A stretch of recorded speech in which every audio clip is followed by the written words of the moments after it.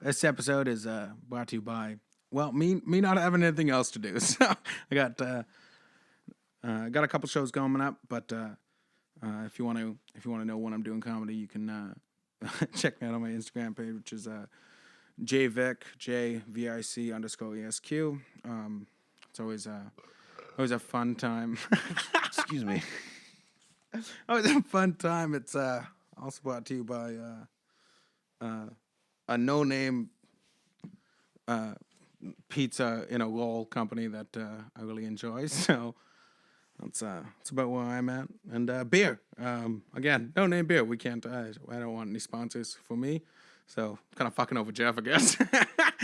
Could use a sponsor or two. Yeah. Well, so talk to Jeff about your no-name beer. But that's about it, man. This episode is also brought to you by Slow Cooked Beef Stew. I got about 2 more hours and she's good to go. This is real garbage.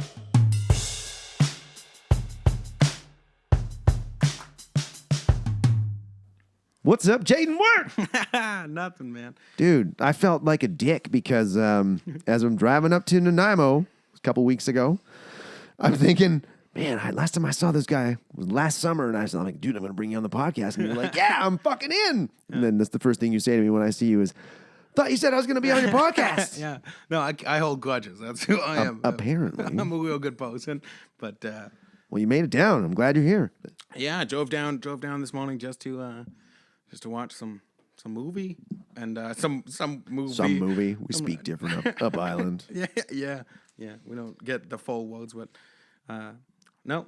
Just drove all the way down here. I was a little worried. It's my first podcast that I've ever done. Ever. But yeah, ever. Yeah. Oh, yeah. Imagine that, a comedian who's never done a podcast. Wow. Imagine a comedian that doesn't have a podcast. Yeah. What the hell are you doing? Exactly. Get it started. No, but I wish. But I drove down here. I was worried because I was like, oh man, I don't know what I'm gonna sound like. I don't usually like my recording as. I hate the sound of my voice. Yeah, well, absolutely hate it. No, but everyone says that. But when they talk, but some people have nice voices. Some people can't speak English properly. That's true. And so recording is rough, man. That's why that Worcestershire thing kills me. Because I'm like, I wish I could say that, man. Worcestershire? Yeah, it's Elmo Fudd's favorite condiment. Sure. Worcestershire. Yeah. I actually did have a British roommate who told me, he's like, it's pronounced Worcester. It's Worcester. And I'm like, oh, you can, yeah. No well, way. and then he goes, unless you're up in the north, then it's Worcestershire. And I was like, fuck you, asshole. So you can't even agree on it. Don't tell me what to do. Yeah. I can say it however I fucking like. It's weird, though. After I started using that bit, my buddy back home would start sending me memes that was like, these are my last brain cells trying to pronounce Worcestershire. Yeah, he's like, the universe, man, is talking to you. Yeah. It was weird. You see it everywhere now. Or I actually got that idea from there was a guy at work when I used to work for the municipality. He was just walking into our lunchroom, and he was just like, pass me some of that Worcestershire. And then everyone around you always has to correct you and be like, no, it's Worcestershire, or it's Worcestershire sauce. But it's like nobody knows how to pronounce it. Nobody knows. It's not a fucking real word. Yeah, and I don't know. I always feel like people do that. They're like, no, I know enough about this. I can correct you. And then it's amazing the overlap, the Venn diagram of people that tell you how to do things and then also do them wrong. Oh, absolutely. I'm terrible for that. I can give some really good life advice to everyone else but myself. Like a muse. I can give you ideas, but I can't use them for my own good. No, you're like it's just a fortune cookie. You should just do this. Just dump that person. Be fucking single. Enjoy your fucking life. Yeah. Everybody's just hunting for a relationship. Yeah. Not this guy. I fucking lived a single life at 37. It's easy. Yeah. I don't have to answer to anybody. Oh. I can do whatever the fuck I want. Nice. It's just, I don't know, it's convenient. Yeah, I never get touched ever, but well, do whatever you want, whatever you want. So I feel like you could solve that problem. The one problem you have, it'll be okay. I'm just lazy. That's fair. That's what it is. See, I'm lazy. Here's the thing. That's not an exclude of relationships. I've been with my wife. We've been married for like 4 years now. Pull the mic about a fist away from your mouth. Tell me how to do my job. Shout out to Joe Rogan and Tyler. Yeah. Okay. Yeah.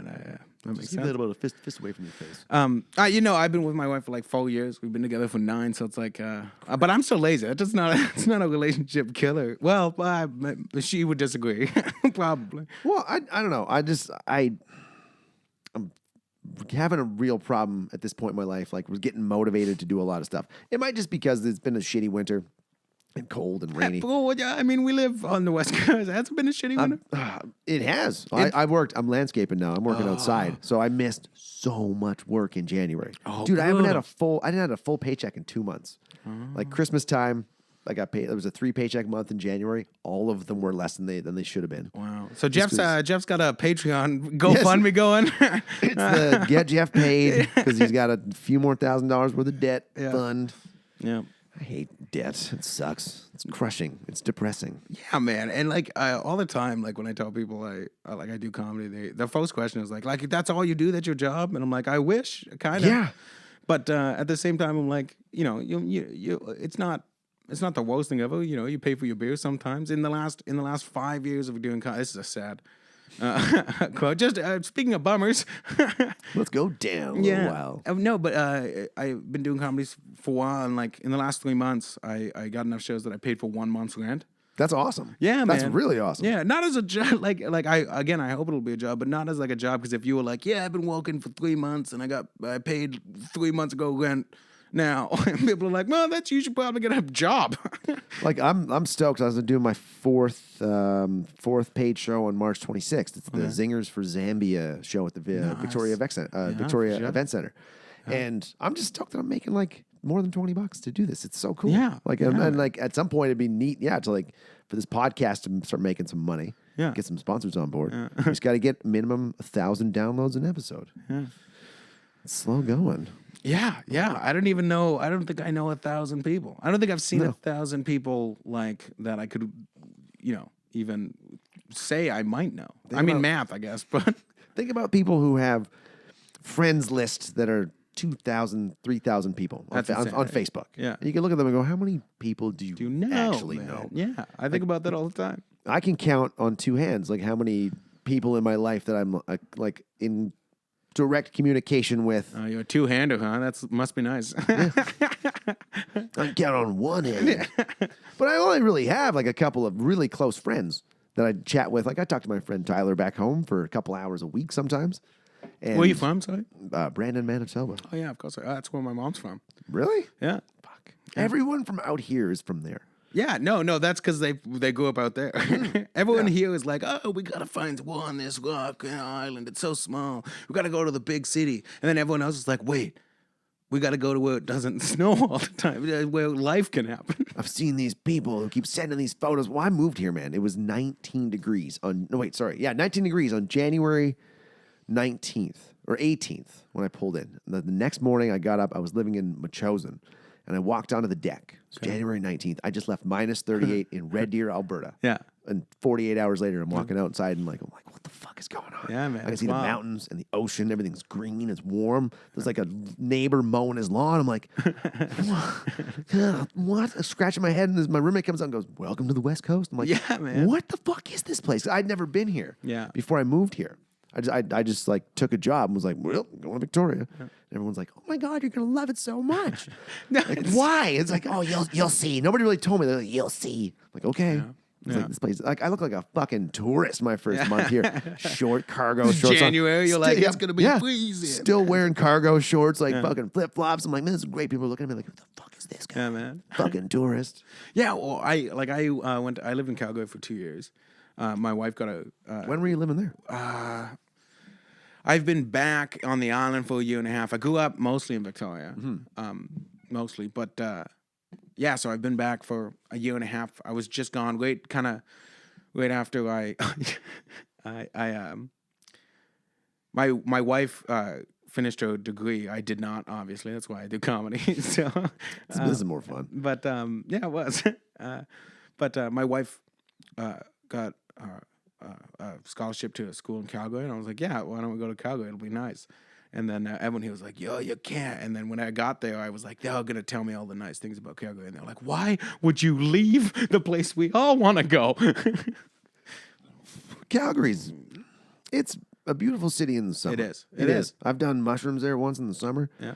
And like around that, Haven't we all? Oh, it's what you do when you're in Calgary. Okay, it was creepy though. So it was, I don't know, probably 9:30, 10 o'clock when buddy I hadn't seen in years is like, I got us mushrooms. We just started eating these mushrooms out of the bag. He had a half ounce. Yeah. And we're just freestyling. And all of a sudden, he's like, I have to go to the bathroom. And I pull the bag up. I'm like, holy shit, this wheat. Wow. I didn't think we ate that much. I'm like, we probably each eaten 6 grams. I'm like, well, fuck. And I kind of like, I think we're good, dude. And I reached in the bag and I'm like, I'll eat one more stem. So we started going for a walk. And it hit us like an hour in. He threw up on himself. Fucking, we went over the Peace Bridge, and he was like freaking out about these homeless dudes on bikes, and he started getting me freaked out. Because he's not a very big guy. He's like 5'3" and fucking 140 pounds. He's like, oh man, this guy's gonna fucking. He's like, I'm like, what are you doing? You're scaring me. So we eventually get off the Peace Bridge, and this is when Pokemon Go was big. Okay. So we get into this park, and by this point, it's like 1 a.m, and he stops me, and he goes, hey, whoa, stop. I go, what? And he goes, don't freak out right now. That's a bad sentence like, to say when you're on. Because like we're 3 hours into this fucking mushroom trip I'm at this already point. freaking out. And he goes, look around right now. And I'm like, okay. And I look around and I'm like, what the fuck is going on? There's like 200 people in this park at 1 a.m. and not a word is being spoken. Oh, no. And there's there's phones. Everyone has a phone in their face. And I'm like, what is going on? He's like, they're all playing Pokemon Go. I'm like, are you fucking kidding? 200 people in a park at 1 a.m. and they're sitting in circles. And I'm like, why are they sitting in circles? He goes, that's a gym. They're training their Pokemon. I'm like, what the fuck is this game?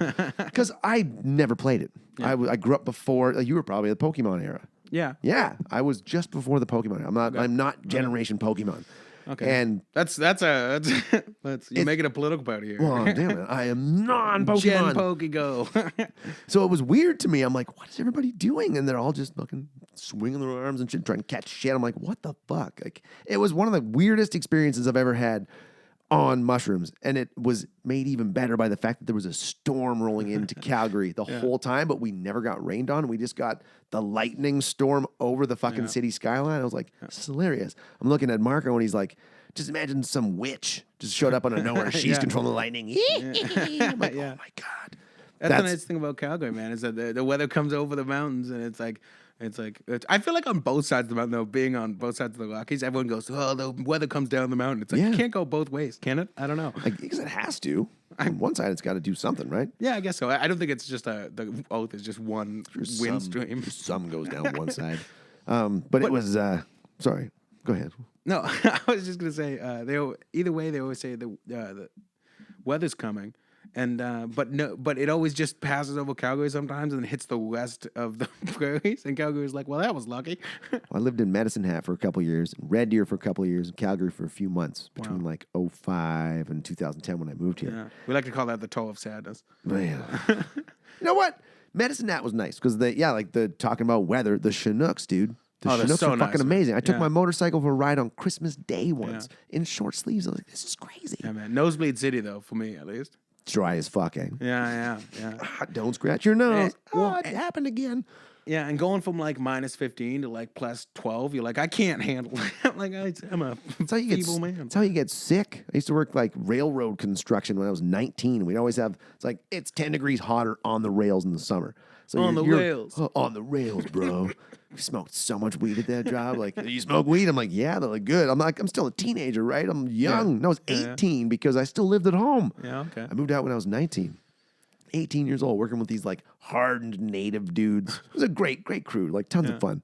And they're like, well, we're going to work hard, man. My first day, all we did was sledgehammer. We were doing a rail changeout. Just sledgehammered fucking anchors off. So you're swinging down by your feet for 12 hours straight. I woke up the next day, my alarm went off, and I was like, I couldn't fucking move a muscle. I was like, oh my God. I've never How many times you hit yourself with it, though? Like None. The hammer. I was pretty good. We actually got to a point. So I worked for this company for 2 years. Okay. And the second year we were working up in like northern Alberta, fucking middle of nowhere for like 40 some days straight. Yeah. But there were points where you get kind of bored. Like we were spiking by hand a lot of the time. Okay. Oh, it was fucking slave labor. Yeah. But like they'd be Yeah, like, no, historically it was. You just did it for money this time, which is well, a good and deal. it was $12 an hour back then. It's like 2001. Hey, 2001 number This is 12. 2000. Okay, $12 well, those an are- hour. I was those are pulling pretty in good. like we were working like straight through like 42 days straight. Yeah. And you're just getting like 14-day paychecks. So like Yeah. it's like $2,200 at this point. But I'm young and stupid. Classic. Just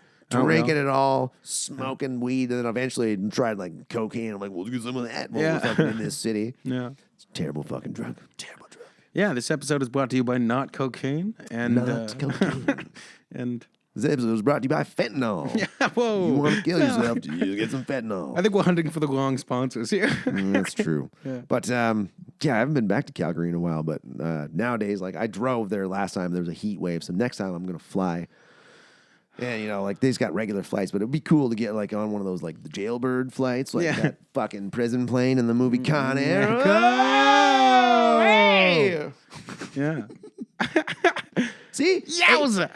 How long do you think we chatted for? Oh, God, an hour and a year. Oh man, if we chop off the first 2 minutes, we talked for like 16 and a half minutes. Oh, okay. Yeah, it's great. It's crazy, right? Yeah, man. But I love this movie, the movie Con Air. I love it. I hate it, and I hate it for multiple reasons. One of them is that I am deathly scared of flying.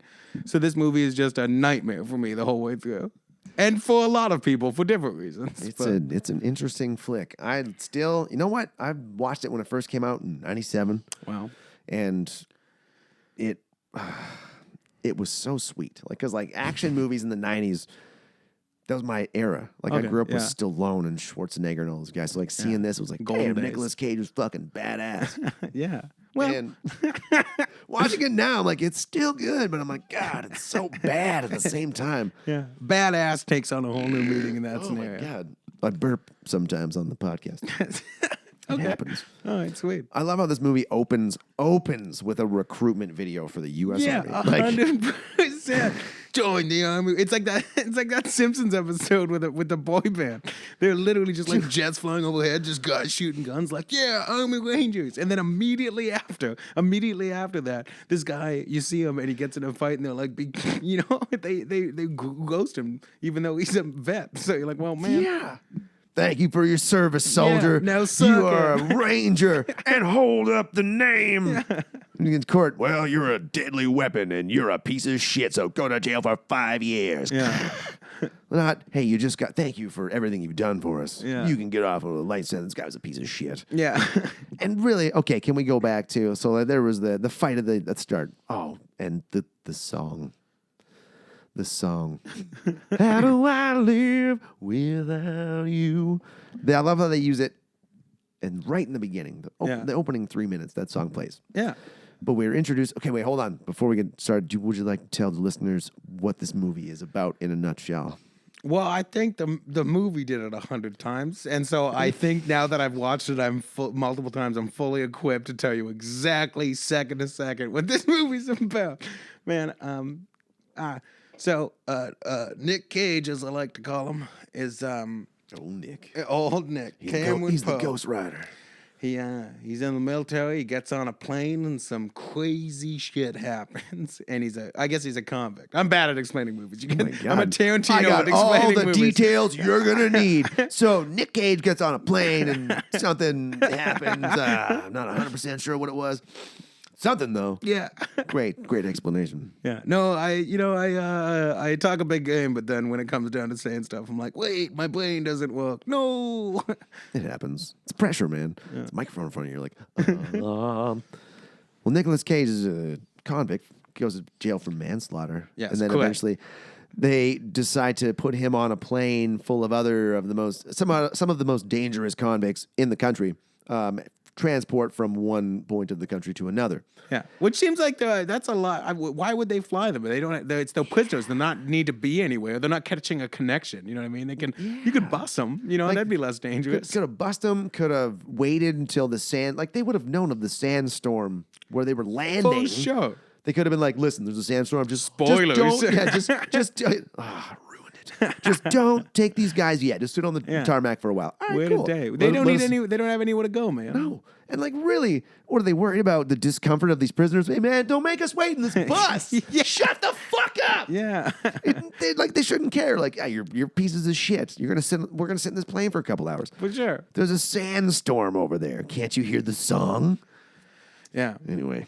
I just love how like the plane thing you see it makes this it sets the tone that the security in this movie is going to be top notch. Yeah. And then immediately you're like, wait, they've done so many things wrong.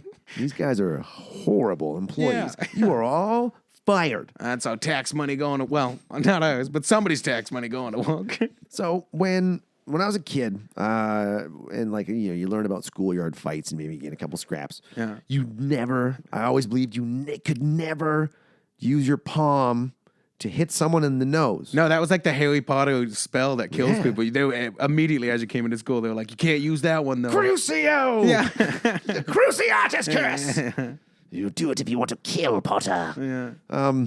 But yeah, you could never palm strike someone like that because No, it you would couldn't. kill them. Yeah. And fuck, man, Nicolas Cage did it in this and he killed that guy in the Yeah, bar fight. dude, it happened real quick. I was like, damn, like I remember seeing that going, man, you could never hit someone like that because you'll kill them. Yeah.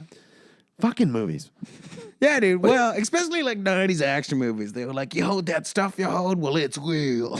Well, this guy, like the guy that he killed is a dick. Him and his friends both. Like, have you ever been in a bar and you see a girl that you like and you're like, oh, she's kind of cute. And then her boyfriend walks up, or husband maybe, and goes, well, maybe you haven't. You've been with your wife for 9 years. So you probably haven't. But just imagine, put yourself in the shoes of someone else. Where, and like, they're like, oh, she got a boyfriend. Ah, okay. Like, what really compels a person to be like, fuck that piece of shit. I'm going to go over there and be a total dick to him. Totally. And if you see the movie, it makes fun of him right at the end for being a Vietnam vet, but he's dressed in like old army clothes. You're like, what war were you from if it wasn't Vietnam? Yeah. Dude? He's getting mad at him because he was like, I didn't get to kill people because of you. It's just a weird reason to get mad at someone, especially because like the guy seemed like a real American, like he supported the fucking troops. Yeah, and he comes up and just picks a fight with, and I would assume he probably knows, like, okay, this guy's got some stripes on him. He's probably top notch Navy SEAL type Ranger guy. Yeah. He's just like, fuck you, motherfucker, you piece of shit. I'm gonna fuck your wife. And he's like, I'd like to dance with my wife. Yeah. So he's like, who's pregnant, by the way? Yeah. Again, not spoiler in the first 5 minutes. If you're just starting it, don't rewind. but it just seems like such a dick, like total dick move. Like we need the biggest piece of shit right at the start of this movie. Yeah. Like, well, man. I mean, and it's a movie of like a bunch of criminals, man. And then the only like person that you leave away thinking like that guy's awful from beginning to the end is the guy that dies in the first 3 minutes. He's a piece of trash. Yeah. Yeah. So it was an unbelievable conversation. Like most people would be like, "Ah, man, all right, I'll leave you alone. Just want to come rib you a little bit." Then they try to kill him, and then he's like, "They're like, hey, we're gonna come out and fuck you up," and she's like, "Let's just go home." He could have just got in the car and driven away, and it would have been done. Yeah. Well, I mean, Roll the man credits. broke that bottle in the very beginning of the fight scene. They weren't even fighting yet. He was like, "Hey," and he broke a bottle. So that guy wanted to get into something. Yeah, he's like, "I'm gonna stab someone tonight." Yeah. But I love, like this fight. He's a trained Army Ranger. Like he's a fucking. They said he's a deadly weapon. He's a killing machine. I love how this fight starts. He gets circled, and Buddy just like comes up, rips all of his like his fucking patches off. They kick him in the back of the knee. He doesn't defend anything. No, I assume that's what they'd learn. Like immediately, like if somebody attacks you, like he's a professional, shouldn't he know like be to like be fine and then until somebody attacks him? You'd think the first guy that came up to rip it, he'd like grab his arm and snap it in half and fucking jab him in the throat. Yeah. They shouldn't have been able to touch him. Yeah. So. Hey man, it was Where raining. Fighting in the rain is hard, dude. Everything's a little more slippery. Yeah. It's hard to see. Yeah, stuff goes into stuff. I mean, what? Crazy stuff happens. You've been in the rain, right? You guys been in the rain? Don't judge me. Yeah. All right. So he lets it beat the shit out of him, and then the old palm strike. We've talked about the judge not being lenient at all. Like, oh, you've served your country. Let's give you a little bit of a break. Prison forever. He's like, you are a deadly weapon. These guys were not pieces of shit. You're going to prison. I mean, the judge's job is hard, ain't it? I guess. All you got to do is, I guess, be a bad person for a long time and then be better. Yeah. I mean, at least that's what the Supreme Court tells me. Just do whatever you want, then as long as you're a judge, it's fine. Do your time. Yeah. So you brought up that there was so much exposition in this movie. This movie was all my exposition. God. Yeah. Everything. Yeah. Everything. I would say like 3 minutes would go by before somebody was like, wait, this is what happened. Or they'd make a joke about what's gonna happen. Or like you know, the whole first, bit of the movie after the fight scene is just him writing letters to his kid, telling him all the stuff that's gonna happen in the movie. Here's a letter at the first year. Yeah. Here's a letter at the second year. Yeah. Here's the third letter. Bet it's been a year. Watch me do upside down handstand push-ups for a minute. Oh yeah. my God, there was definitely, his left leg was so fucking straight, there was definitely someone in the rafters just hauling him up on every push-up. Getting that arm woke out. Yeah. Hollywood's a rough place. We got to do that take again. He's like, motherfucker. Yeah. I hate you so much, Nick Cage. Yeah. And in prison he learns Spanish. And he learns origami, and like he's just doing all these crazy things. Never uses that in the movie though. He was like, I bought this bunny for my daughter, but he didn't even like. Why didn't you put something together with origami, man? Yeah, he could have done like some wicked origami shit for her, which Yeah. would have been way more personal. If there's a thing of Spanish origami, it's crazy, man. And he could have done that, but instead he just learned Spanish.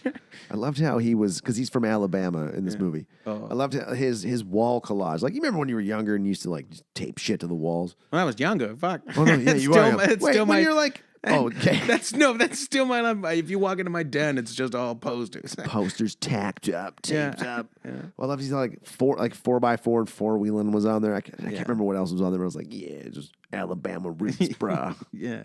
Well, that accent that he has is strictly not really Alabama, for sure. Have I you almost ever- called it Bama. I just almost went into the accent, just like, I can do it too. I can. Have you ever seen Fred Armisen's Stand Up for Drummers? Yeah, and he does it. The yeah. accent bint or accent Yeah. bint. Well, and you can name one, and he'll just do it. He did that somewhere too. It was that on, I think it was on Conan O'Brien or something. One of the late something night like shows where he's like, "You do an accent for him." He's like, "Yes." If you go to like Germany and go here, and he's like, Yeah, "But if you go a little bit south of there," I'm like, "Wow, Yeah, it's crazy." it was crazy, man. I love the Alabama. It's got a bit of a bounce and a baseball mitt. Yeah. Baseball mitt. Yeah, that's exactly Bama, how it does Alabama. it. That's good. That's actually, you did a good one too. I always love accents. I wish, because like I'm a big like movie reference guy, which is why I wanted to be on this podcast. That's what my So brain is fucking pumped about for. it. I That's it. know. And so I was like, but if I could do accents, I could do so many more better impressions. Because if you say stuff from movies without accents, we talked about this earlier. It's like you just reference a movie, just normal and plain language. People are like, "What? Are you insane?" Yeah, you have to have the character voice on whatever you're referencing. For sure. Like you can't just reference Hans Moleman earlier And then I today, couldn't like, do the accent. I was saying words. And that's not even close. I'm like, God, I'm butchering that. I want to was pretty learn. good. I want to get a really good Morgan Freeman, but it's fucking hard, man. Yeah. I've tried lots. I'm like, It's what you do in your free time, just Jeff in the mirror, I just watching can't movies get or it. trying to.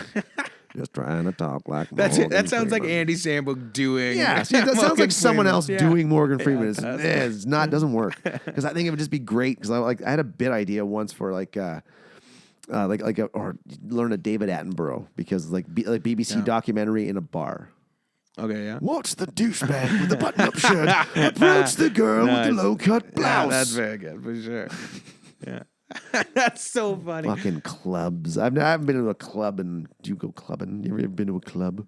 Me? No, Yeah, I no. know it's I Man, can't you're do. fucking married, God. Yeah, man. You're so young Well, and married. You could go to clubs being married. You do whatever That's you. true, that's true. Well, I mean, but I just don't like clubs. I don't like thumping me. I get headaches easily.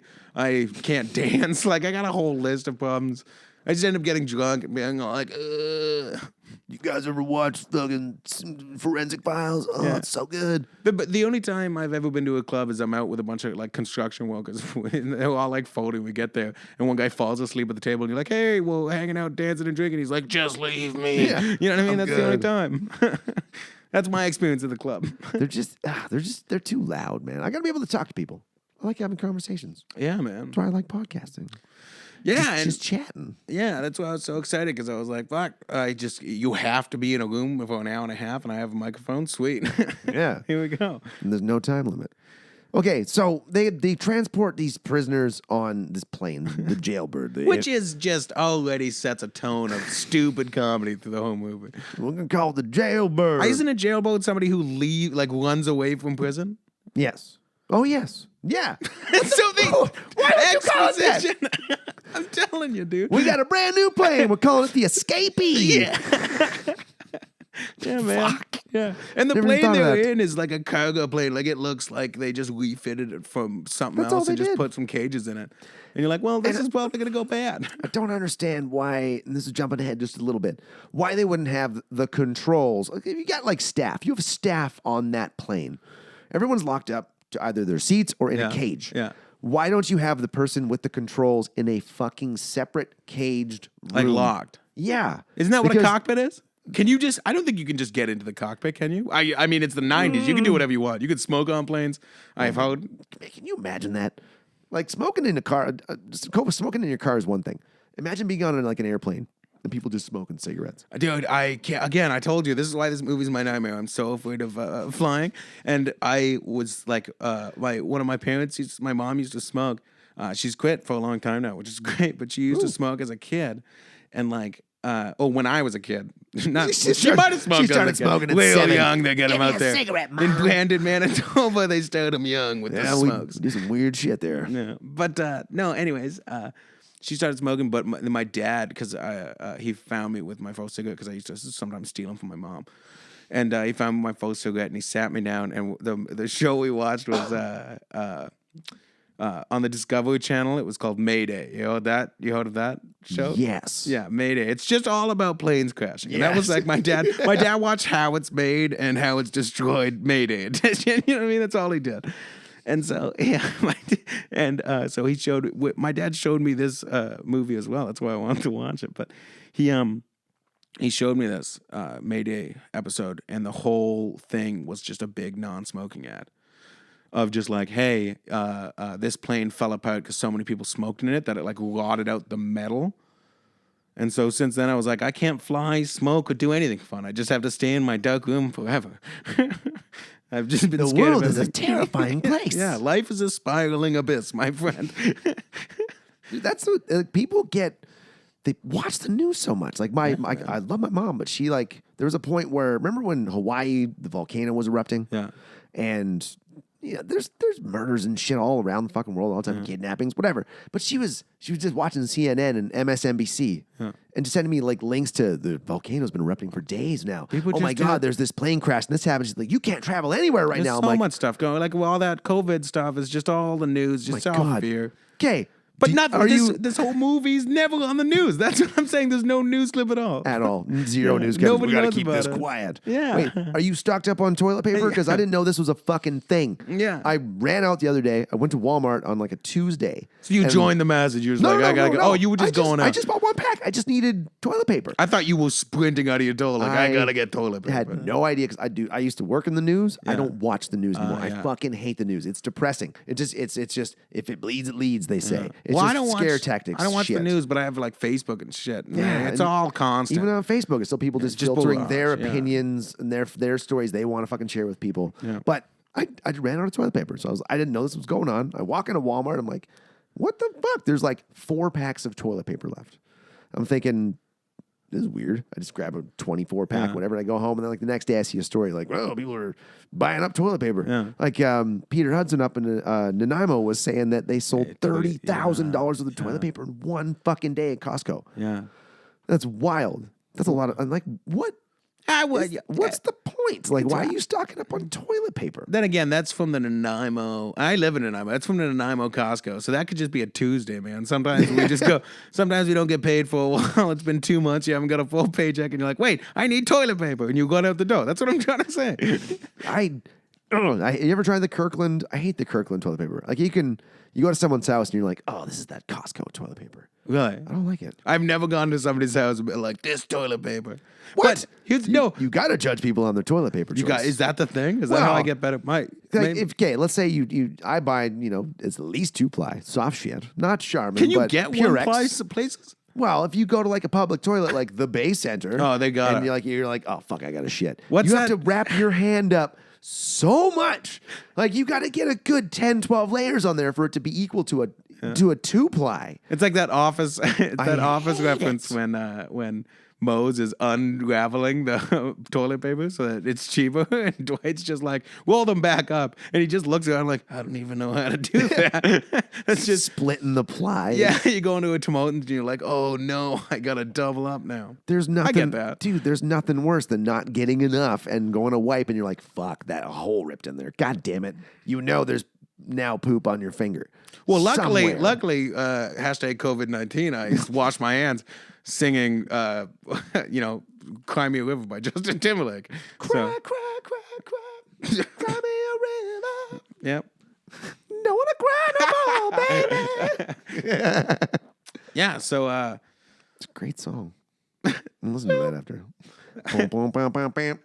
Beep, beep, beep. I'm sorry. All right. So now, okay, all right, go ahead. This movie, sorry, I just thought of this because, like, my whole life is just trying to make references to things because I'm like, that's funny, right? I said something we heard before. And so, like, I'm always trying to make references. What I love about this movie is that Con Air is its own, like, hype man. You know what I mean? It's his own. It's like he's a used car dealer for itself. He's just like, hey, look at this movie. This is what happened, and this is funny things from that you heard before, and somebody said it again. Like, that's the whole movie. It's borderline slapstick action. Yeah. Yeah. It's just slapstick riding that action. razor's edge. I'm sorry. Can we look up a bunch of movies slapstick action? Because I that don't must even be know if this that's whole a- podcast. I don't even know if that's a genre. It might be a genre. I'm going to be a great director of slapstick action. The newest genre in the movie realm, slapstick action. Well, okay. Oh, man. You probably haven't seen it. One of my favorite. Like, you ever watch spoof movies? Yeah. Like, like scary movies. Oh, scary for movies. sure. Yeah, okay. yeah. Have you seen National Lampoon's Loaded Weapon 1? Yeah, I sure have. Fuck yeah. That movie's so good. It is, man. When I used to smoke, every time I flicked a cigarette butt away, I'd just imagine it exploding. Because he just Yeah. flicks it away.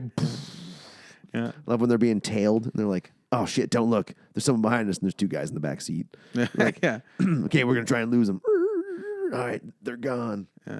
Kenny's, he is that, I mean, that whole thing. Like, some of the movies are bad, some of the movies are good, like Lampoon stuff. But like, Kenny, just as a opposing Doug Kenny, is just so funny. Like, well, he was, I guess. And so it's, for me, I'm just like, how can you not just absolutely love shit like that? Like, just making fun of stuff. It's my favorite. Oh, fuck yeah. Yeah. Remember, like, Chris Evans had a pretty interesting start to his career because he was one of the main characters in Not Another Teen Movie, which was like one of the last really good spoof movies. Okay. And it's Chris Evans just being like the popular quarterback, Yeah, right? Like he walks up to a photo of himself and it's like, Classic. oh my God, it's him. Turns and he's like making the same face. I'm like, Yeah. oh, Jesus Christ. It's so good. But yeah, man, they don't make good spoof movies anymore. I haven't seen one in a while anyway. I don't know, but I feel like good. That's like that whole like anti-comedy thing I'm talking about, like a movie like especially in movies, it's like The Room or something like that, where it's so good it's bad. You know what I mean? man. I don't know if you've ever seen the movie Club Dread. Have you seen that one? Yes. That movie's I a like classic. Broken Lizard. I like Okay, Broken yeah, of Lizard. course. I like Super Troopers. Yeah. Super Cool, Troopers amazing. 2 was mainly haven't seen just, okay. I watched it in theaters. It was like, it's what I expected. Okay. It's a lot more focus on Farva. A lot. no. Farva gets a lot more stage time and he's cracking a lot more jokes. Okay, which I don't hate. Because I'm a fan of the movie, so I understand why. But at the same time, it's like, I want to see snozberries and maple syrup and Three, two, one, do it. Yeah. Oh, like the gotta go slide syrup. across the thing. He doesn't make it. Like shit like that's funny. Nice wax job, Rook. Yeah. That movie still. Remember, okay, there was a bar in Medicine Hat when I was living there that when you went there on like a Friday night, they'd have 3 TV screens behind the bar. Okay. And they always just played Super Troopers on a loop. Really? On all 3? All 3 TVs. So there's music pumping, there's like a DJ playing, but Super Troopers is always playing No on sound? a continuous loop. No sound. Wait, so on all 3 at the same time? Hopefully Same the time. same They time. were synced up. Yeah, so why They would were- that would be insane if they Yes. did it as No. a round? They started each 15 minutes. Why after do you each do other. this to us?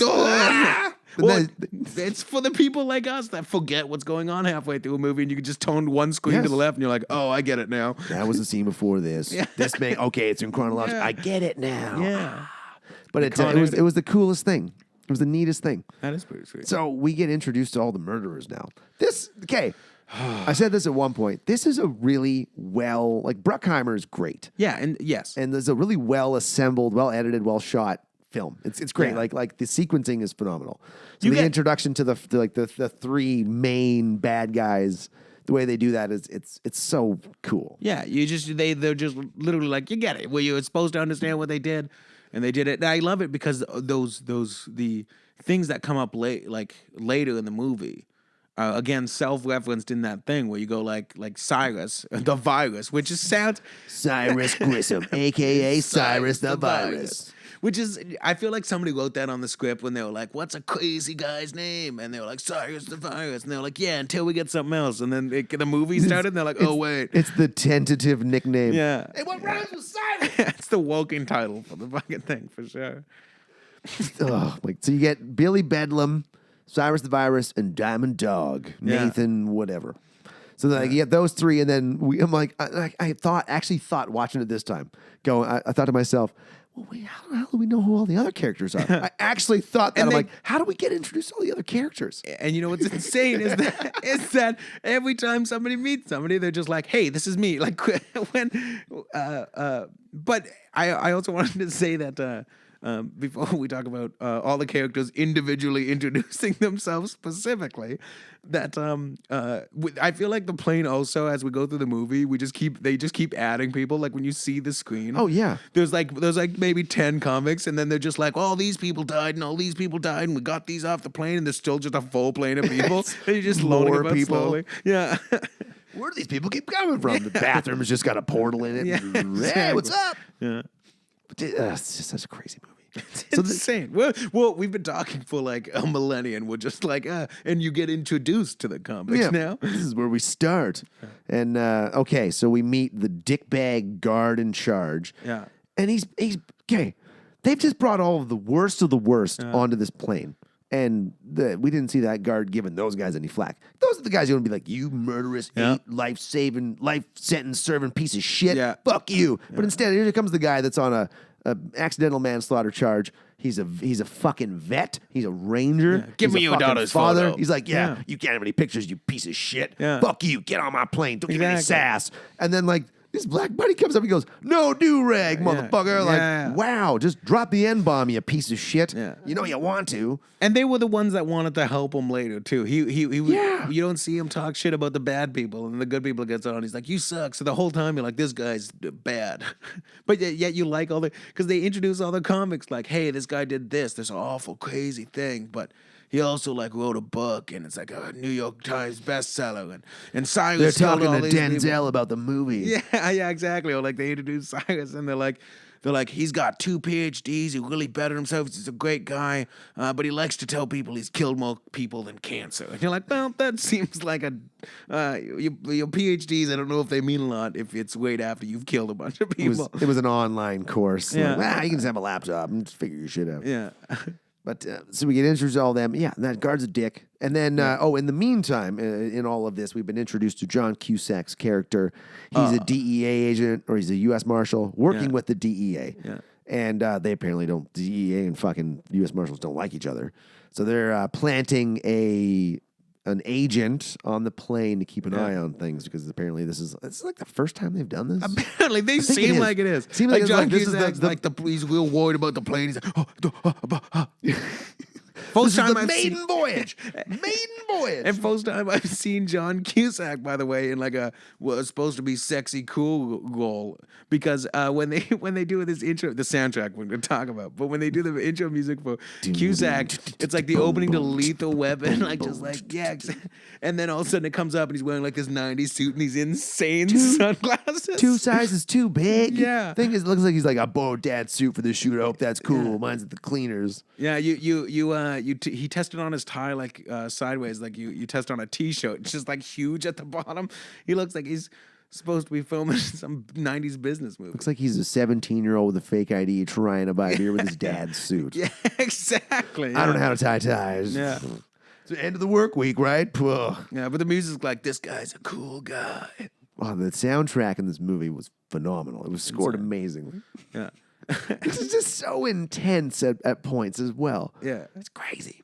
And it was not only intense, but like somebody got, you always hear those things about like people making movies that you have like, they're like, this is what you didn't know, but when they made that movie or whatever, and you go Disney and there's like sex spilled out in The Lion King, it's just wild ass shit like there's that. There's a dildo on the Aladdin castle. Yeah, but this guy was just like, it'd be insane if we just did wild ass songs the whole movie. I can picture the guy hitting the synth at one point, just going, sounds so cool. Yeah. Yeah. John Cusack, nice. Boom, boom, Yeah. boom, boom. I was always curious. Maybe you know this. I don't know why. You're not an expert on this, I assume. Maybe you are. How dare you? Yeah, I made a judgment call pretty quick. That's on me. You're probably right. But what do they get to choose? Like, do people score movies like after they've seen them with no music? Because that seems psychopathic. Or do they listen to them? Or do they don't want to see the movie before they do it? Do they do it to the script? Do you know? Like, I don't know. Like movie critics? Movie critics? No, I mean like movie composers. Oh, they see it. Like they'll see the finished edited project. No music. You ever watched a I would movie think no so, music? yeah, because that'd be so weird. Yeah. But like someone like John Williams has done so many fucking musical scores for films. Yeah. He can sit there like that. He's that kind of brain. He can watch it and go like, "Oh, I can hear this and him." Well, he can just envision it, I guess. I feel like the dude that wrote the Con Air music was just wildly guessing the whole time, didn't know what was going on. This is play this now. Action happens again. Action again. Action. And now, what the fuck was? I should have looked her up. I want to look her up. The name of that country singer that sang that song is like, Oh God, I have no idea. Trisha Yearwood or Tanya something. Not Tanya Tucker, maybe. Hold on. I was gonna talk into my phone. How do I live without you? Country song. Siri or whatever your name is. Leanne Rhymes. Yeah, T.N. Rhymes. It's all like some dude just doing this crazy, dark, weird composing, but then it's like we have license to use Leanne Rhymes' song twice. Yeah. Well, hey, there's some heavy hitters in the licensing department. They've also got later on. Sweet Home Alabama. Sweet Home Alabama. But we're getting ahead of ourselves. Yeah. So we're introduced to all of our villains, and we meet the good guys. But I feel like this movie, everyone's a good guy. Because, like, I love no Dave characters Chappelle's I hate. character. Yeah, exactly. Or Johnny 23 is kind of a piece of shit. Well, he's meant to be, though, I guess. Yeah. I know, but it's not even hard to hate him. It's Danny Trejo. Yeah. He's pretty cool. But is he? I don't know anything about Danny Trejo. he's been in a lot of movies. I know. He was in what's that Tarantino one that I always forget that he's in? It's a Tarantino double feature. I just want to know this. Planet Terror? Planet Terror, that sounds right. Because it's also Death Proof. It's Death Proof and Planet Terror. Yeah, okay. Anyways. Those are sweet movies. Okay, so the DEA is like, we're going to plant this guy on this plane. Yeah. And no weapons, no guns, guys. Yeah. John Cusack's like, we don't have any guns. guns. Because guns are just going to lead to problems. And they're like, fine, I guess. But he also says, except a small arsenal in the belly of the plane. We had a small arsenal in the belly of the plane And one gun in a lockbox in the cockpit with the two pussiest fucking pilots I have ever met in my life. Skinniest, whitest dudes that are not ready for what's about to go They on. hear gunshots, they're like, I'm scared. And the pilot was like, go check it out, later, which is insane. Like, no, just stay here. I feel like that's the pilot's job, not the the co-pilot should fly the plane where the pilot deals with emergencies. But that pilot was like, I don't want to do it, go. Yeah. You probably gonna get shot. You just go. That was a dickbag fucking pilot. Yeah. Anyway, again, we'll get no edits out because, again, I wanted to bring up Dave Chappelle is in this movie. He's so good. Amazing. He's one of my favorite characters. He's the best character in this movie by far. No, for sure. But, yes. So, they're planting that DEA agent. They said no weapons, so they're bringing him on. So now they put everybody on the plane. He's one of the last ones to go on. And DEA guy's like, hold on. I'll search this guy. Don't worry about it. And again, we were made to believe the security was going to be like top notch, but then they even ran to into a line before they get on the plane. We both noticed it, but yet they were like, as he goes to plant, he's like patting down the guy, like, I can't grabbing see his anything. hair, running his hands through his hair. Like I thought he was gonna make out with him. Yeah, he looked like he wanted to. Yeah, that would have been a wild tone for that movie. Like whoa, that's like the second take they did, but like we're not gonna use that one. Well, this movie is pretty actually. Well, as much as it's bad, it's pretty. all the criminals are pretty chill with all the other criminals, and I think that's cool. I think it's cool, but to me, it's kind of surprising. I think. I don't know. I've never spent time in jail or prison, but I would think if... Wait, are you a criminal that hasn't spent time? Or you should have just said you're not a criminal. I'm not a criminal. Just edit that out. I'm not a criminal. Looking for sponsors. Not a criminal. Not a criminal. I don't know. I would just think like if you're a bunch of crazy fucking serial killer, murderers, rapists, whatever, Yeah. you're not going to want to be friends with each other. Never. Like it's going to be some sort of like, fuck you, I'm the alpha. Fuck you, I'm the alpha. And then they just kill each other. But weirdly enough, they were really High School Musical ball, just all in this together. Just like, nah, well, here we go. I think in the extended version, they actually have a dance number. I know, of course they would. We're flying away. Yeah. Any movie that has Steve Buscemi in it, he insists as a contractual obligation that they have to have a dance number. This has to be a musical. Can't do a Buscemi impression. This is another impression I can't do. I don't think Steve Buscemi can do it. Buscemi impression.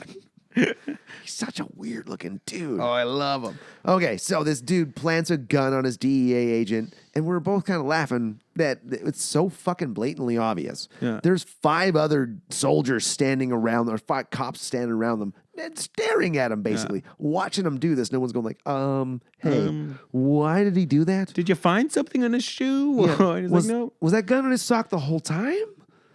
Did you pull it out? Oh, Yeah. shit, a gun. Better put that back. How did you get this? Woohoo! So that was a bit weird. Then we meet, Yeah, it was. then we meet Johnny 23.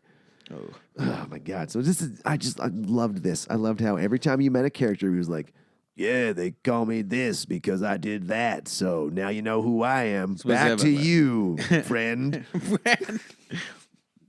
It's like a camp where you like a day camp where you went to as kids and they're like, everybody say their name and one thing about them. They've been doing anger management in prison so long that they're like, my name's Johnny 23 and I did this, and I'm Johnny 23 and I rape. Back to you. It's your turn. back to you, man. What was fucking Chappelle's character's name? Was it? I thought it was Pinball or something. Pinball. Like that. Pinball. Yes. I'm Pinball. And I'm armed robbery. Yeah. And I got caught. Yeah. I like doing this and doing this. I just got caught. Yeah. Well, that sucks. Well, like, I don't understand. Why would they transport like low risk, low danger prisoners with like the worst of the worst? Yeah. That doesn't seem like a logical choice to me. Like, I'm going to go back to the whole thing that they stuffed them all in a tuna can plane, so I feel like they weren't really thinking straight in the beginning. Like, they were just like, money's not... Well, which is crazy because it seems like they did it the cheapest. They were like, we'll put everyone on one plane, like a family buying a Delta Airlines flight. But then they're just like, but we can still scramble the jets. Like, someone that wrote the budget was like, listen, I budgeted for 2 planes, but we can cram them all on one and pocket the money for the other one. yeah, exactly. Just sign here. Yeah. We're good to go. So Johnny 23, so much expo. Oh, now it's breakout time. Oh, because here we go. Cyrus the Virus calls over the stewardess. What's the in-flight meal today? Yeah. Oh, it's not. They don't have stewardesses on the plane. By the way, that's just a joke. This whole movie is just prisoners and guards making fun of each other, which I love. The burly guard tells him, oh, it's I'm never going to make love to a woman on the beach again, followed up by no steak for me, ever. Yeah. I'll have that. Yeah. And he's like, oh, thanks. Gives him the most creepy smile. Which I love this because at first you're just like, oh, that was a funny kind of comedy part. But then as soon as he does this, he starts doing some nefarious picking of his hand and you start like, oh, and the music, you don't really know what's going on. You're like, oh, this guy has a bad blister. But then all of a sudden... and then giving you theme music. And then Pinball, Dave Chappelle starts going and starts like pulling a thing out of his mouth, and all the guys are going him like, "What are you doing?" And his reaction, it's just a Dave Chappelle sketch. He goes, "Shh," and it's insane. This was the most innocent. Like, come on, man, don't. Yeah, sort of like just don't. Please, I need another hit. He's sitting next to the native dude. And he's like, sorry about this, Chief. If you make it out, I hope you don't hold any grudges. Squirts. Okay, if I'm sitting on a plane, some dude sitting next to me starts squirting some shit on me. And it smells. It would smell. It's gasoline. Is what it is. This is a fuel of some sort. Yeah. And he just like, what the fuck are you doing? Yeah. And he strikes the match like, just go. Yeah. Blow it out. Yeah. You know there's gasoline on. You're like, oh shit, put 2 and 2 together, Kimosabe, and just blow it out. Yeah. Fuck. There was like so many times in this movie that you were like, if one little thing went wrong, none of this would have happened.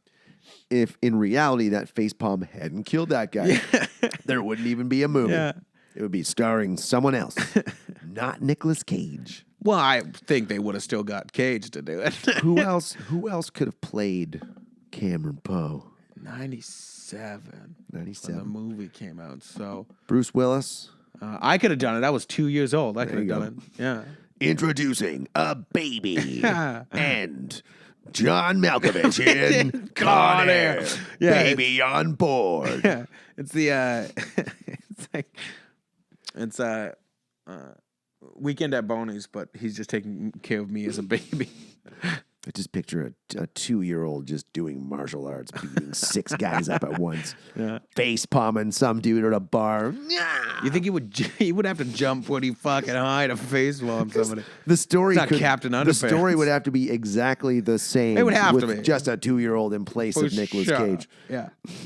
I think we could do that. We could film that, and there's no way they could come after us for copyright, because that's insanity that would be the same thing. The guys, Bruckheimer's just like, this is fucking genius. Oh my God. Fuck, he's shoving Why on didn't we us. think of this? Start writing a sequel now. Classic. Cameron Poe is a baby.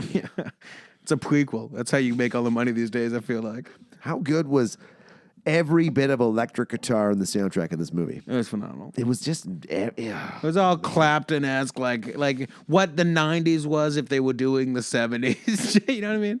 Just like wild-ass riffs all the time. it was, I just imagine some old, like he's on set all the time, or he's sitting there during the editing process.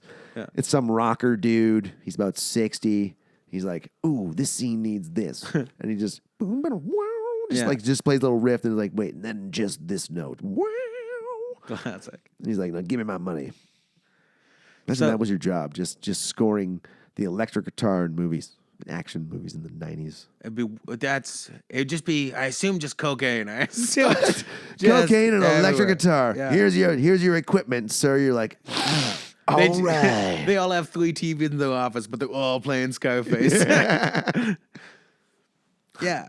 No, and then what I love is he lights this guy on fire, and then he looks like he's on fire. Oh, yeah. But he's a fighter, obviously. But so they put him out, and then as they do this, they've somehow timed it perfectly, where everyone's out of their handcuffs, and he grabs the thing, and he lets all the prisoners out at once. He takes the key from the guard, because he's freaking out about the fire, and he turns one key. Again, we were told the security was going to be so good. Top notch. But then he turns one key and all of the prisoners goes open except for one. This movie, at one point, I think we were about an hour in, I was like, I just have to suspend my belief 100% and just enjoy it. Yeah. Because you start ripping it apart, you're like, this doesn't make sense. This doesn't make sense either. Makes any sense. Come on. Which again is, I think, why I like it, because as you watch it, you're like, yeah, they somehow started slow and convince you by telling you every 5 minutes that this happened and it's going to happen, that as you go through, you get more and more insane, ridiculous things, and they're like, but guess what? It happened, and it's gonna happen. It's like when I quit smoking with a book. The repetition just gets in your head, and you're like, yeah, that's totally right. Yeah. And that's what this movie does. That's why they do it. For sure. They're like, we have to make these people believe. And also, I think they knew their audience. I think anybody that was like, we want country music and love, but also action. They were like, they're going to be having a beer or two, and they need to figure out what's going on every 5 minutes. Woo! Alabama! Alabama! You got to represent Alabama. Exactly. That was their target audience. So I feel like they did a good job. Y'all got Coors Light in this bar? You got good beer? You got Budweiser on tap? Yeah. There was a couple things I saw in this movie that I was like, oh, that's a thing. They said the word pigs so many times.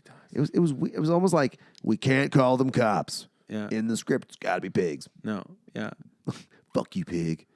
Well, they start flying, and The radio conversation in this movie is top notch, because you get maybe like 2 radio sequence themes, and you'd think the cops would try harder to like communicate with the plane, or like air traffic control, or somebody would be talking to him. But no, of course, it's John Cusack, the one guy that's just around. He's like, "Give me the controls. It's my plane." He says it's my plane like 800 times in this movie. it's his plane though. Fair. I mean, I guess it is. And he's bad at naming planes. That's all I'm saying, okay? I'm not judging him at all. The jailbird. But anyway, so they get on this microphone, and there's so many like the quips in this movie, the self-references in this movie. The idea that they're always like, anytime any convict says anything, it's supposed to be a joke. It's like it's supposed to be taken with a laugh, but you're like, I'm watching like an action movie. But then John Malkovich is just trying to make me laugh the whole time. You kind of end up with the laugh like, ha ha. Yeah, It's that, you're not like, ha ha ha. Yeah, you're just kind of going, I didn't say the references were good at all. I just said they committed to the bit of doing the references. It was an interesting type of humor in this movie. Because it wasn't like, laugh out loud funny. It was like It was all like dad action humor for sure. That's true. It was 97, man. And the 90s. Are you ever watched any Van Damme? Yeah, Bloodsport. Oh, Bloodsport. It's classic. That's the only Bloodsport- Van Damme I said it like Really? I was like, I know everything. I know who Bloodsport's Van it. Damme is. Yeah. I've watched Bloodsport. That's it. He has such a library of action films. It's not even funny. I assume And, he was just like not ethnically ambiguous Stallone. He's a French actor who could not mask his French accent. His name's to save his life. Jean-Claude. Dude, Man, of course he can. he played Colonel Guile, the American soldier in the Street Fighter movie, which was a terrible idea to begin with. He gives a speech where he's like, "Troopers, I just received new orders." He's like super French. He's like, "I'm Colonel Guile, and we're going. They want us to go home." I'm like, "Oh my god, what the fuck?" He's super French. Yeah. Doesn't make any sense. He could never mask that. French people can be American. He is, well, maybe, I guess. But the Guile in the Street Fighter game, whenever he talked, he wasn't French. So No. come on. That's fair. Come on. But who else are you gonna? You've played Street Fighter, obviously. Well, what I'm saying is, Does he not look exactly the fuck like him though? He kind of does. His hair was shorter. Exactly. But to me, he was just he was not a good actor. Fair. He could only play himself. He couldn't play. He couldn't like. You can't call. We watched a Nicolas Cage movie. You can't call it a different actor for only being able to play himself because that's Nick Cage. At least he could put on an accent for the movie. You do This is Cameron Poe. the same Arizona. The accent from Raising Arizona is just, but now it's Alabama. Chill the lemonade, tie yellow ribbon around the old oak tree, because this boy's coming home to his ladies. Like, at least he tried. At least he tries. Van Damme Forever. didn't try. Yeah. He didn't try. Coming home forever. Yeah. Hold on. Okay, I got to pause. I really got to pee. That pee felt so good.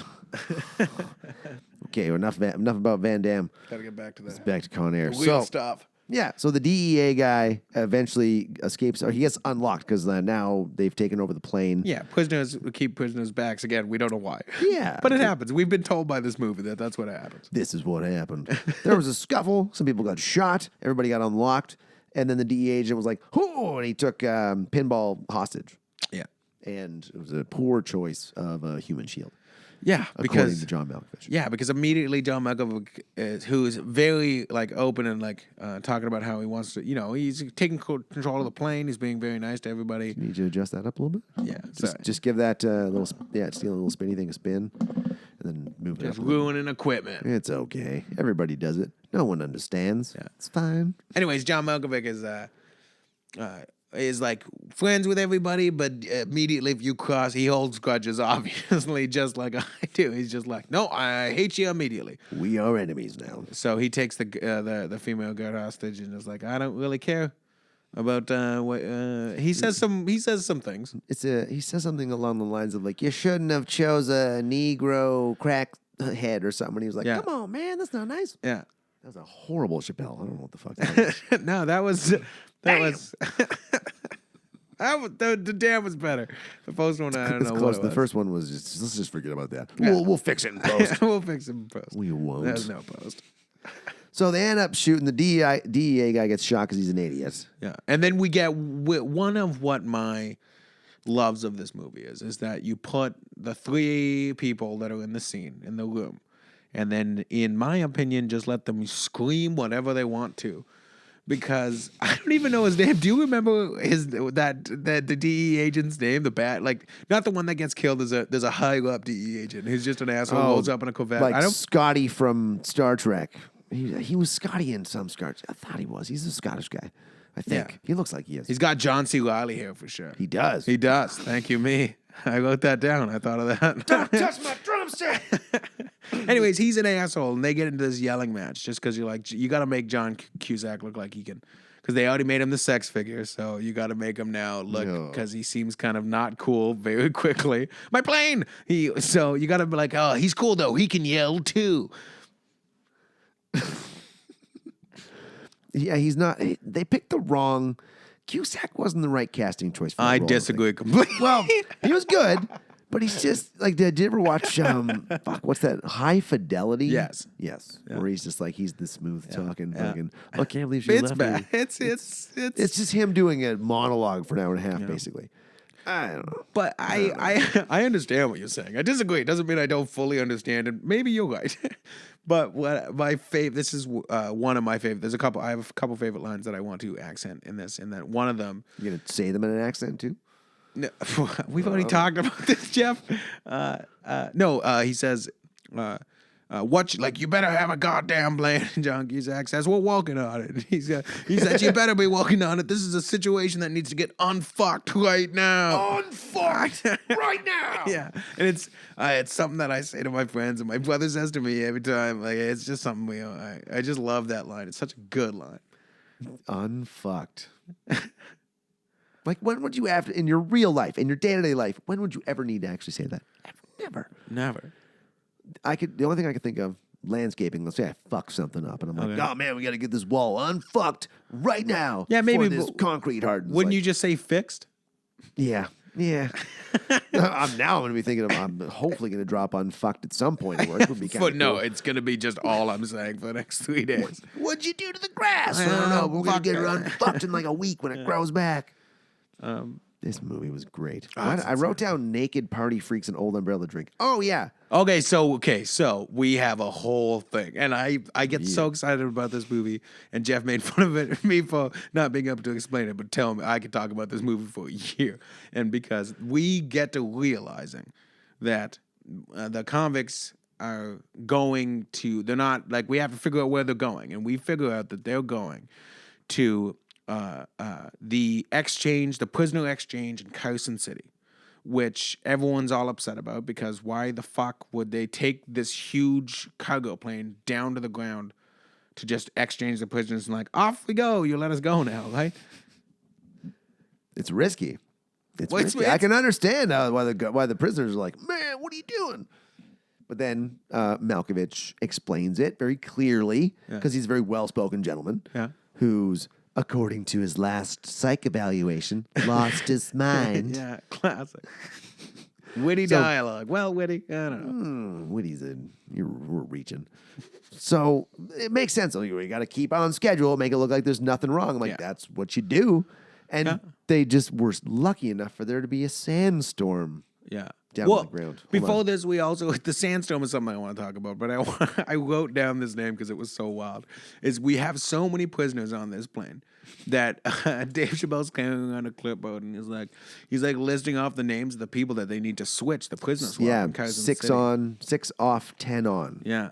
Those numbers. And so they have to find the 6 people to get rid of and get, they're going to get 10. But when he reads the names, he's like, this is this person, this is this person, this is this person. I know them. And then he's like, but then there's these 3 people. And he says 2 names that are normal. And then he goes, and Popovich. Popovich. Which is such a classic. Like, that seemed like a Dave Chappelle thing of just like, he's like, oh, can I say the word Popovich? Just 'cause it's like, just such an insane name. And then they end up all being dead is the thing. So we never get to know who Popovich is, what he did wrong, nothing.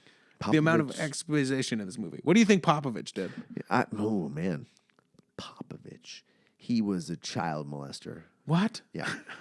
Man, no. This was the worst of the worst. No, wait, hold on. He wasn't in a cage. So Popovich, he's got what kind of name is that? Popovich. Popovich is a Jewish name. It's got to isn't be it? a Jewish name. Yeah. So it's some. He's like a tax evasion guy. He's an accountant. I was thinking embezzlement, but Maybe. he wouldn't be on. Well, he might be on that plane, I guess. I guess Because we never find out what Bubba Gump did. no, never. Never. Because he asked that off the bat. Like, do we ever know what this guy does? No, we didn't know. What is he in jail for? I've seen this movie so many times that I got to go through the roller coaster of figuring out what. By the way, you call him Bubblegum. That's not his name. But well, I know It's that. Baby-O, and I think it's hilarious that you call him. Well, the only other thing I can think of that he was in was Forrest Gump. No, 100%. You're not wrong. Boiled shrimp, fried shrimp, baked shrimp, shrimp kebabs, brushing the floor. He had a good using my year. toothbrush. When did Gump come out? It must have been around the same time. 2000, I think. Yeah, so that's all the same Maybe. time to me. Hang on. Well, it's around there. It was in your childhood. Yeah, my youngin' back when I was a youth. Back when I was a youngin'. Yeah. What the hell am I looking up? Oh, yeah. But, IMDb. Anyways, was wait, good. I forgot what I was saying. We were talking about 94 Forrest Gump came out. Wow. Yeah, okay. It was 3 years before this movie. So Baby-O is he's diabetic alone, offhandedly, but you never know what he did, and he's dying because of his insulin thing. But I got to see Jeff go through the ride of like, I haven't seen this movie since like 98 or 97 when it came out, just to go through the roller coaster of if he dies or not, me knowing the whole time. And it was one of my favorite things about watching this movie. If you need to watch Con Air again, ever, just get Jeff to watch it with you because it's my God. I couldn't, I'm sitting there thinking, oh, he lives. And then, no, oh, fuck, Baby-O dies. Wait, no, Baby-O lives. Yeah. And then, now he dies.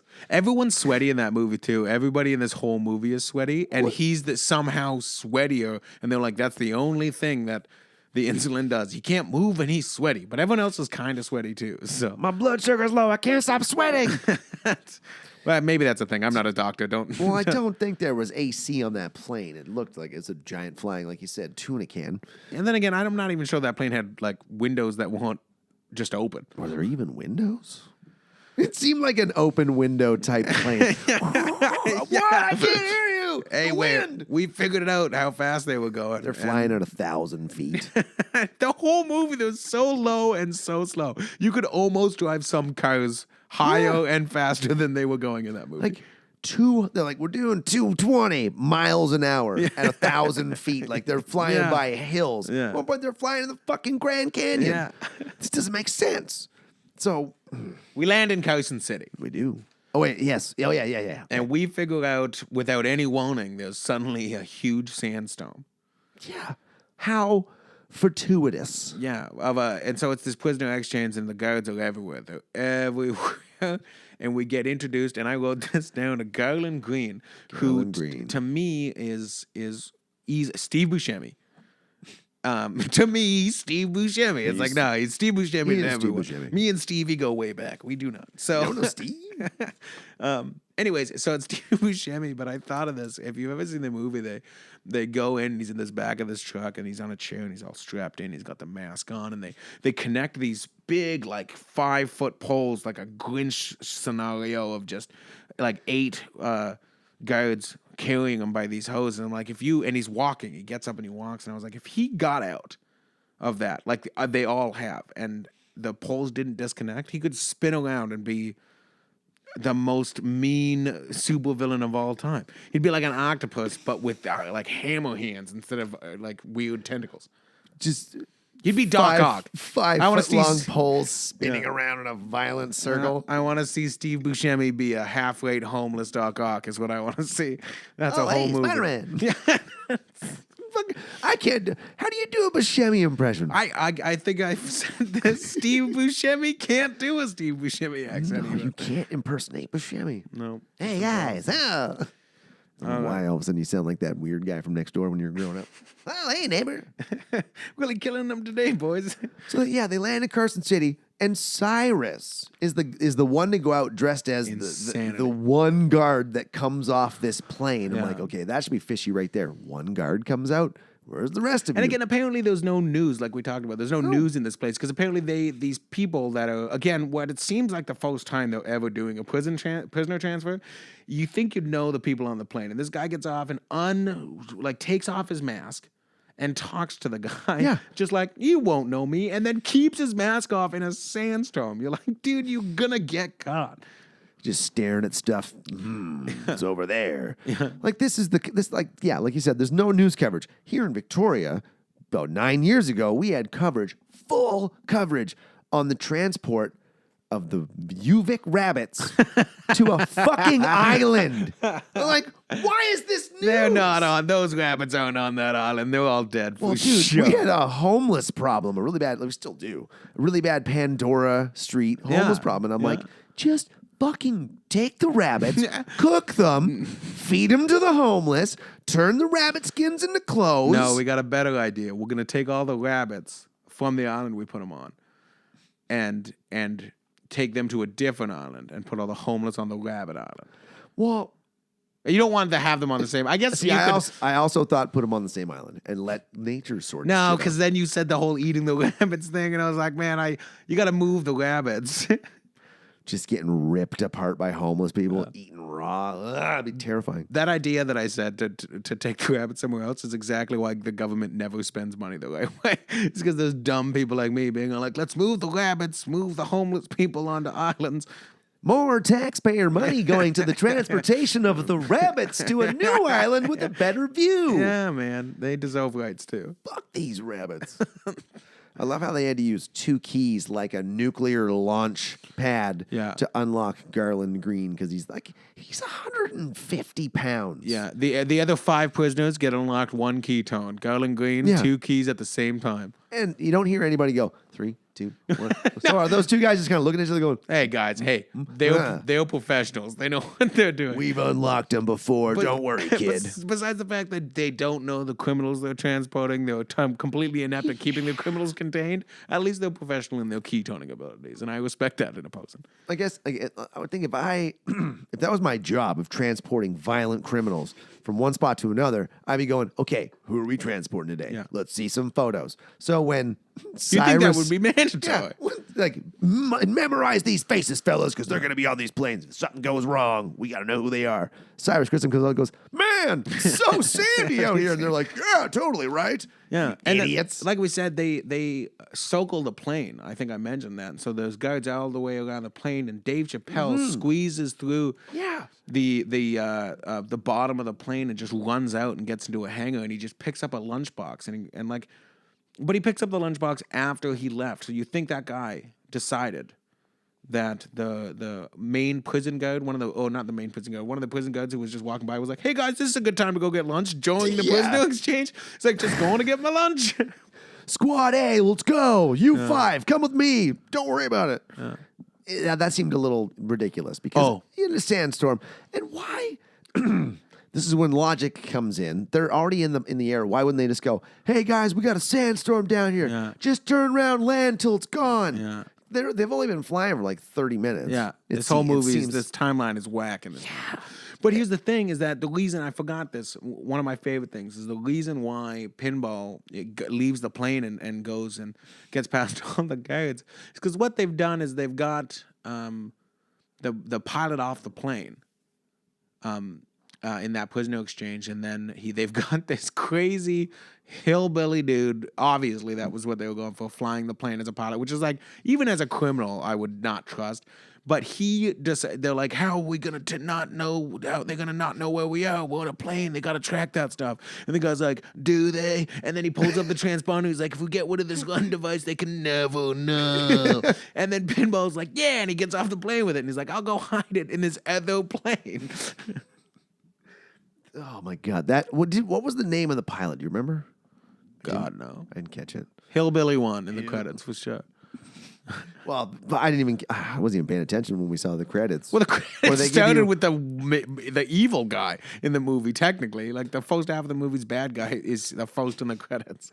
Hey, Bruckheimer, how do you want to organize these credits? Just do it random. It's fine. Yeah. It's not important. Just flip around a Rolodex enough times that they Stuntman number 1, thumbs up. Stuntman number 5, hey. I'm jumping way ahead. I'm sorry. So...